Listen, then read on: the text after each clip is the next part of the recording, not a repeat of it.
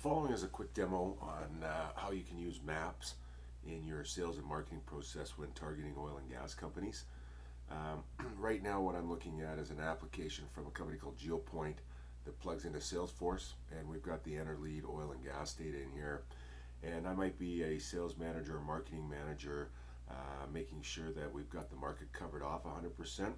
So one of the initiatives I might have is to say, okay, show me companies that are spending money drilling over the last, say, 100 days. So we know that we're significantly constrained there, but I want to go in and I want to take a look at companies that are actually spending money.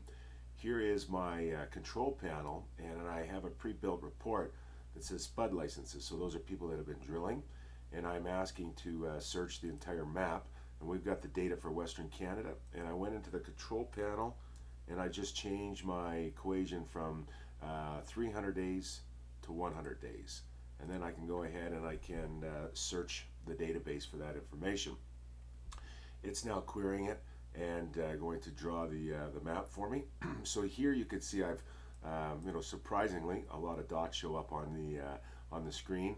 So what I like to do is some consolidation of this information so I can target areas.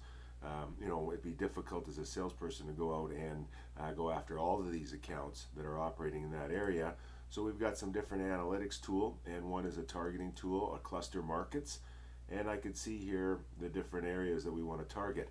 So I might want to put an initiative in that's going to target this central or northern Alberta, central Alberta market. We've got different tools to allow us to zoom in on the data that we're looking for. So I'm going to put a square around that. And when I come back to my control panel, instead of searching everywhere, I'm going to search the shape, but I'm going to keep the same parameters, the last 100 days, who's been active in that particular market for the last 100 days. So we're going to zoom in, and then there's my map on that side of it. Again, I like kind of the grouping of information. In this case, instead of putting it into the target dots, I'm going to put it into groups using my the ability to cluster it into this type of fashion here. And then I'm going to go ahead and I'm going to keep the markets on that. I'm going to look at this as the sales manager, and I'm going to say, okay, well, I only have limited resources. I want to target specific areas. So in this point, I'm going to now narrow it down a little bit, and I'm going to say, well, let's go after all the companies that are operating in this specific market here. So I've now taken it down. Same process. Coming back here, what I want to do is I want to look at the shape, and I want to look into that area. But the one thing I'm going to change here, I'm going to open it up a little bit, and I'm going to say, let's look at the guys that have been drilling wells in the last 300 days in that area. We'll go ahead and we'll do the search and take a look at the information that is resulted. So now I've narrowed down in my area. I can call it Goverdale, my marketing initiatives, Goverdale or Highway 40, whatever we want to call it. And now I can come down to some of the different analytics tools that we have inside of Salesforce. And one of the things that the first thing I want to do is I want to prepare myself an account list. So I might come in here and say, okay, show me the spud licenses by account name. Just a little thing that so now I've got that information. I can say, okay, great.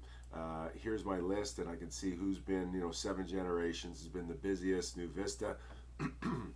I can then go back to my sales reports and determine which accounts we're talking to and which ones we are not talking to.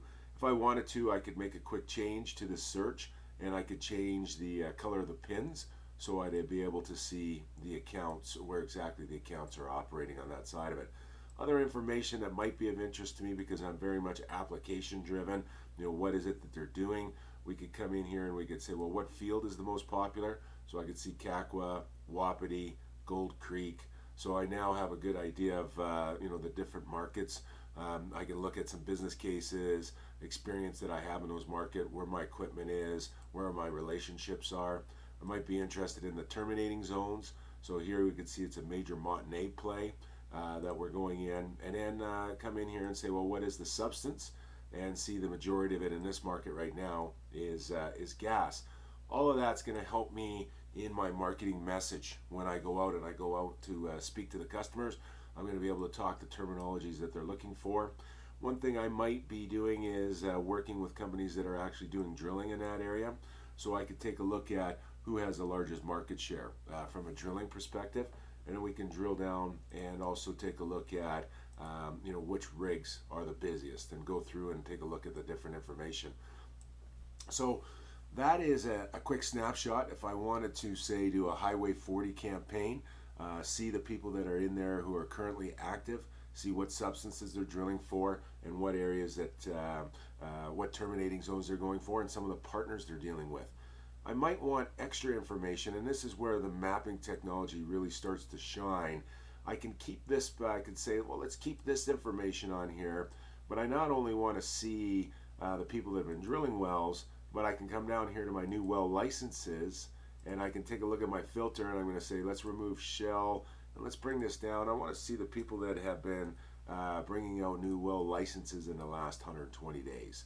So I can close this, and I can go ahead and I can layer my search.